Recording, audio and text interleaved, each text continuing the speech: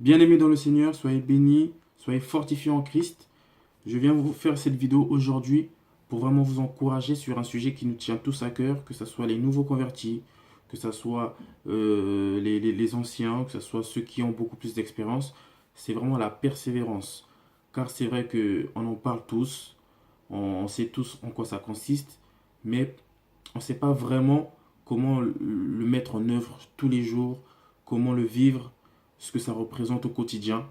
Et j'avais vraiment à cœur de partager avec vous sur ce sujet, à travers bien sûr des versets bibliques et aussi à travers des définitions pour pouvoir rentrer en profondeur sur certains mots qu'on utilise pour pouvoir saisir le sens plus profondément.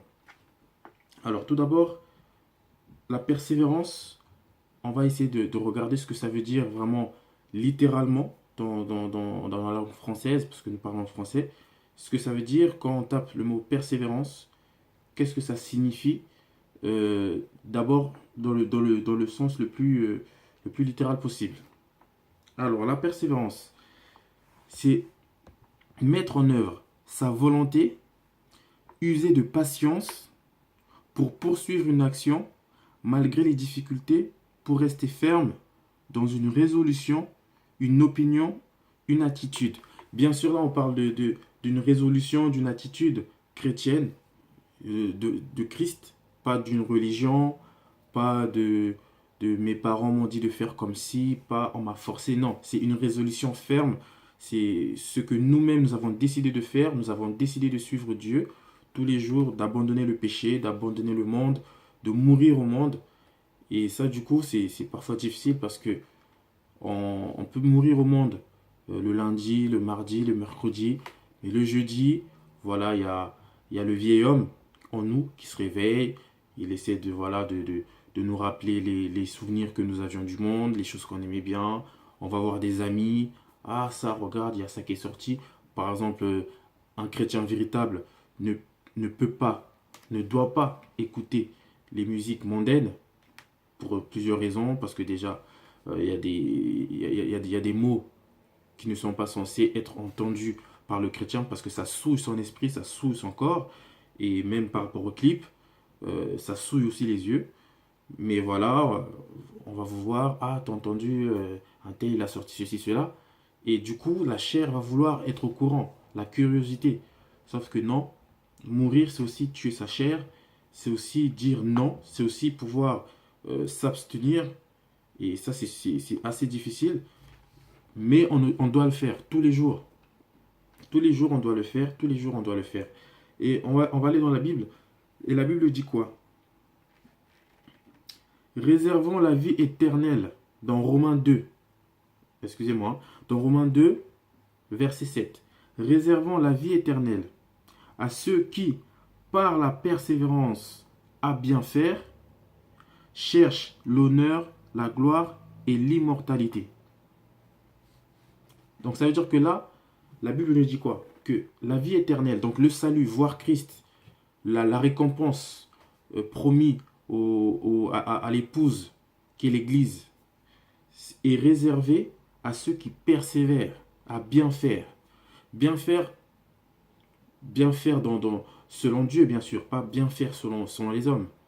Bien faire selon la parole de Dieu, bien faire selon l'Esprit de Dieu, parce qu'un chrétien se laisse guider par l'Esprit de Dieu dans ses décisions, dans ses projets, dans ses fréquentations, les amis, tout ça, dans tout. Parce que en tant qu'homme, on est incapable, nous, de savoir tout ce qui peut arriver, tout ce qui peut nous souiller, tout ce qui peut nous faire tomber. On est incapable, nous, en tant qu'homme, de détecter toutes ces choses. On va lire 1 Corinthiens 15 à partir du verset 10 pour essayer de rentrer plus en profondeur là-dedans. 1 Corinthiens 15, verset 10. Par la grâce de Dieu, je suis ce que je suis. Et sa grâce envers moi n'a pas été vaine. Loin de là. J'ai travaillé plus que tous, non pas moi toutefois, mais la grâce de Dieu qui est avec moi. Et là, c'est important parce qu'on apprend là que c'est pas nous qui voulons. Nous, notre part, c'est juste nous accrocher, persévérer. Même si on tombe aujourd'hui, se dire, bon voilà, euh, aujourd'hui j'ai raté, il y a la repentance qui est là pour ça. Dieu est un Dieu miséricordieux quand on ne se plaît pas dans le péché, bien sûr. On ne se plaît pas dans le péché. Quand on pêche, on a mal. Quand on pêche, on ne se sent pas bien, on a honte. Donc on se répand, on avoue ses péchés, on confesse ses péchés. Là, la repentance est utile. Mais le Seigneur nous aide à tenir bon. Nous, on a juste à faire ce pas, à venir vers lui. Et lui nous aide à tenir bon. Parce que là, c'est marqué, c'est par sa grâce qu'il n'a pas été vaine envers moi. J'ai travaillé, hein, plus que eux tous. Mais Paul dit, non pas moi, toutefois, mais la grâce de Dieu qui est avec moi. Donc ça veut dire que la persévérance ne consiste pas à être parfait. La vie chrétienne ne consiste pas à être parfait. Faut pas se leurrer. Nous restons charnels, nous restons des hommes, nous restons des femmes aussi. Nous restons susceptibles de mentir, nous restons susceptibles d'avoir peur, toutes ces choses, toutes ces réactions que je pourrais qualifier de naturelles qui viennent par instinct, mais on doit les éviter. Et quand ça arrive, parce que ça arrivera, ne pas s'enfoncer dedans, dire stop tout de suite et dire bon Seigneur, j'ai gaffé, pardonne-moi, voilà, fortifie-moi pour que je ne retombe pas aussi facilement et avancer. En fait, comment dire, la persévérance, c'est vraiment tomber et se relever tout de suite. Tomber et se relever tout de suite. C'est comme si, je vais prendre une image, hein, un boxeur il se prend des coups, il a deux doigts d'être KO, mais non, il se relève parce qu'il se dit je dois me relever. Et pourquoi on doit se relever? Parce que la Bible dit quoi? On va lire, hein, on va lire Jean 14, verset 23. Pourquoi on doit se relever? Jean 14, verset 23. Hein. Jésus lui répondit, si quelqu'un m'aime, il gardera ma parole. Et on sait que la parole de Dieu, c'est Dieu lui-même. Quelqu'un qui garde la parole de Dieu, garde Dieu. Donc ça veut dire que si tu gardes la parole de Dieu, ça veut dire que tu gardes ses commandements, ça veut dire que tu gardes ses fruits, ça veut dire que tu gardes sa manière d'être. C'est lui qui vit en toi, tu ne vis plus en tant qu'homme, tu vis en tant que petit Christ, chrétien, pas chrétien de religion, non, chrétien selon Christ. Le seul et unique, pas les chrétiens qu'on voit aujourd'hui qui sont chrétiens de par la bouche, chrétiens de parce que non, mais en fait, moi je suis né. Non, chrétien, c'est vraiment vivre comme Christ, suivre les pas de Christ. Donc, je relis. Hein. Jésus lui répondit, si quelqu'un m'aime, il gardera ma parole, et mon Père l'aimera, nous viendrons à lui et nous ferons notre demeure chez lui.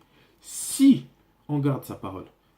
Et pour garder sa parole, il faut persévérer. Parce que dans ce monde, c'est super difficile. Il ne faut pas se voiler la face. La Bible elle-même le dit, je vais dire tout à l'heure, la Bible elle-même le dit, ce monde nous est hostile. Donc tout ce qu'on voit autour de nous pousse au péché. Je pourrais même dire que le péché est naturel. Ne pas pécher, c'est ça qui est quelque part contre nature. Parce que quelqu'un va vous énerver, votre corps va avoir ce réflexe d'autodéfense de vouloir l'insulter, de vouloir le rendre, de vouloir répondre. Sauf que en tant que chrétien, vous devez dire non à votre instinct. Vous devez accepter, vous devez rester calme, vous devez maîtriser la situation, vous devez rendre le mal par le bien. Ce qui est difficile, je le sais, mais c'est notre devoir, c'est notre fardeau, c'est la croix que nous devons porter pour suivre Christ. Et ça, c'est dur, c'est pas quelque chose de facile, mais c'est notre devoir, c'est ça notre combat à nous chrétiens, c'est notre part du travail. Christ est venu sur terre pour nous sauver, il a fait le plus gros, il s'est sacrifié à la croix, il a pris nos péchés, voilà, il nous a fait grâce de son esprit pour nous aider, pour nous fortifier. Nous, notre part du travail, c'est vraiment faire faire mourir notre chair au quotidien. Aujourd'hui, tu te réveilles, euh, tu fais ta journée, etc. À chaque minute, tu dois te concentrer pour dire est-ce que est-ce que ce que je fais plaît à Christ, oui ou non. Et arrivé le soir, tu fais le bilan. Ah bon, qu'est-ce que j'ai fait? Ah, aujourd'hui ça a été. Merci Seigneur, gloire te soit rendue. Ah, aujourd'hui, je suis tombé là. Ah, un tel il m'a dit ça. Ah, je lui ai dit ci. Ah, j'ai regardé tel truc. Ah, tout à l'heure il y avait une chanson. Ah, bon Seigneur, pardonne-moi demain. Donne-moi la force d'être meilleur. On va lire Jean 15, 19. Pour comprendre que c'est difficile, mais on doit le faire. Si vous étiez du monde, Jean 15, 19. Si vous étiez du monde, le monde aimerait ce qui est à lui. Mais parce que vous n'êtes pas du monde, je vous ai choisi du milieu du monde. À cause de cela, le monde vous hait. Verset 20. Souvenez-vous de la parole que je vous ai dite. Le serviteur n'est pas plus grand que son maître. S'ils m'ont persécuté, ils vous persécuteront aussi. S'ils ont gardé ma parole, ils garderont la vôtre aussi. Ça veut dire quoi? Ça veut dire que un chrétien qui croit que euh, euh, la persévérance consiste juste à dire ah tiens, bah, j'aime Jésus de tout mon cœur, je le suis, il est dans l'erreur. Le chrétien qui croit que la persévérance, c'est juste dire ah je vais me baptiser comme ça, voilà, je serai baptisé du Saint-Esprit, je serai baptisé d'eau, et puis c'est fini. Non, c'est pas possible. Là, la Bible nous dit clairement qu'un chrétien sera persécuté, que ça soit physiquement, mais pas forcément. Ça peut être spirituellement aussi. La persécution, c'est voilà, tu es dans ta sanctification, ta recherche avec Dieu, mais voilà, le monde te persécute, des images obscènes, des mots obscènes, des ambiances obscènes, et toi, tu dois résister. Mais ça va venir. Ça va t'attaquer, mais toi, tu dois tenir bon. Et c'est ça le secret. Tout le reste, voilà, la sanctification, l'amour du prochain, c'est un complément. Mais la base, c'est vraiment tenir, parce que c'est ça qui est difficile. C'est ça vraiment qui est difficile dans ce monde. Parce qu'on est entouré de choses qui nous rappellent que, entre guillemets, on est un peu bizarre. On est des fous. On dit, mais pourquoi il fait ça? Ah, mais on l'a tapé. Pourquoi il aime encore cette personne? Ben, c'est ça que nous, on doit tenir bon. Ah, il m'a fait du mal, mais moi, je dois l'aimer quand même. Et c'est ça vraiment la persévérance. C'est tenir bon et c'est tenir bon sur le long terme. Parce que la marche chrétienne, c'est vraiment un marathon. Même si tu commences bien, tu finis mal, ça sert à rien. Il faut commencer bien et finir bien. En tout cas, voilà. Merci. J'espère vous donner d'autres vidéos prochainement. Continuez à partager la parole parce que nous en avons tous besoin. Moi, le premier. Voilà. Je vois des frères et des sœurs en Christ nous partageant. Ça m'édifie, ça les édifie. Et en tout cas, que Dieu nous garde, que Dieu nous protège, que Dieu continue à nous guider car nous en avons besoin. Que la paix et l'amour de Christ demeurent sur vous. Au revoir.